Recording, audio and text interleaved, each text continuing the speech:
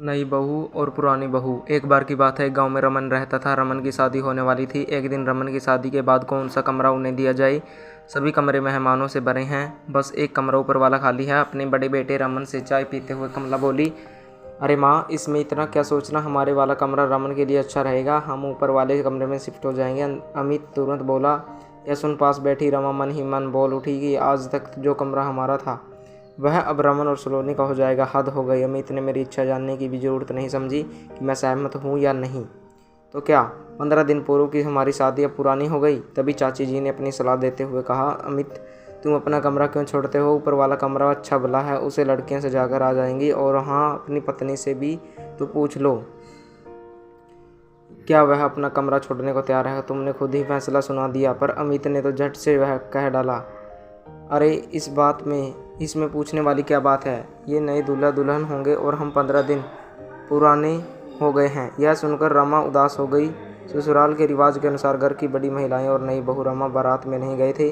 केवल आदमी और जवान औरतें गई थी। शाम को बारात की वापसी पर दुल्हन को देखने का इंतजार हो रहा था। गहनों से लदी सलोनी ने रमन के साथ जैसे ही घर में प्रवेश किया, वैसे ही कई लोग बोल उठे, वाह कितनी सुंदर जोड़ी है, कैसे सुंदर बहू है। रमन की यही तो इच्छा थी कि लड़की चांद सी उजली हो।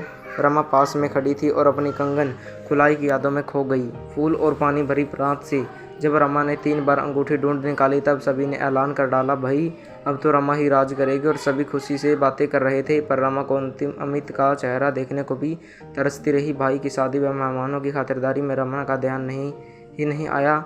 फिर भी रमा सबके सामने मुस्कुराती बैठी रहती। शाम 4 बजे रानी ने आवाज़ लगाई, जिसे भी चाय पीनी हो वह जल्दी से आज यहाँ आ जाए, मैं दोबारा चाय नहीं बनाऊंगी। ला मुझे 1 कप चाय पकड़ा दे, फिर बाहर काम से जाना है। अमित ने भीतर आते हुए कहा, ठहरो भाई, पहले एक बात बताओ, वह आपके दावे का क्या रहा जब आपने कहा था कि मेरी दुल्हन एकदम गोरी होगी। यह बात तो रमन भाई पर फिट हो गई। ऐसा कहकर वह जोर जोर से हंसने लगी। तब अमित बोला, अच्छा एक बात बता, मन का लड्डू खाने में कोई बुराई है क्या। तभी ताई सास ने अपनी बेटी रानी को डांट दिया, यह क्या बोल रही है, नई हवेली बहुएं हैं, सोच समझकर बोलना चाहिए। और अमित, तेरी भी मती मारी गई है क्या, जो बेकार की बातों में समय बर्बाद कर रहा है। शादी हो गई, सब अपने घर चले गए। शादी के 20 दिनों के बाद ही रमन को लंदन लौटना था। सलोनी तो पासपोर्ट और वीज़ा लगाने के बाद ही पाए समय का पहिया घुमा और रमन लंदन आ गया। ऐसे में सलोनी अकेलापन अनुभव न करे, इसलिए घर का हर सदस्य उसका ध्यान रखने लगा था। भांजी रजनी तो उसे हर समय घेरते रहती। रमा तो जैसे कहीं पीछे ही छूटती जा रही थी। तभी तो रमा शाम के अंधेरे में अकेली छत पर खड़ी स्वयं से बतिया रही थी कि मानती हूँ कि सलोनी को रमन की याद आती होगी, पर सारा परिवार उसी से चिपका रहे, या तो कोई बात न हुई। मैं भी तो 2 महीने से यही कह रही हूँ। और अमित भी तो दिल्ली से सप्ताह के अंत में 1 दिन के लिए आते हैं। तभी किसी के आने की आहट से उसकी मन में उठ रहे विचार बंद हो गए। अमित आया और बोला, रमा तुम यहाँ अकेली क्यों खड़ी हो, चलो नीचे, माँ तुम्हें बुला रही है। और हाँ, कल सुबह की ट्रेन में दिल्ली निकल जाऊँगा। तुम सलोनी का ध्यान रखना कि वह उदास ना हो। वैसे तो सभी ध्यान रखते हैं, पर तुम्हारा ध्यान रखना और अच्छा रहेगा। अमित आगे कुछ और कहता, उससे पहले ही रमा गुस्से से चिल्ला पड़ी, सबके लिए आपके मन में कोमल भावनाएं हैं, पर मेरे लिए नहीं। क्या मैं इतनी बड़ी हो गई हूँ कि मैं सबका ध्यान रखूँ और खुद को भूल जाऊँ। मेरी इच्छाएं उसका क्या, सारा दिन सलोनी सलोनी। अमित हैरान सा रमा को देखता रह गया। आज तुम्हें क्या हो गया है रमा, तुम सलोनी से अपनी तुलना कर रही हो क्या। उसके नाम से तुम इतना दुखी क्यों हो गई। नहीं, मैं किसी से तुलना क्यों करूँगी, मुझे अपना स्थान चाहिए। अमित बोला, तुम औरतों का दिमागी घोड़ा बिना लगाम के दौड़ता है। तुम इन छोटी छोटी व्यर्थों की बातें का पतंगड़ बनाकर छोड़ो और मन शांत करो। अब नीचे चलो, सब खाना का इंतजार कर रहे हैं। वह दिन भी आ गया जब अब रमा अमित के साथ दिल्ली आ गई। यहाँ अपना घर सजाते संवारते उसके सपने भी संवर रहे थे।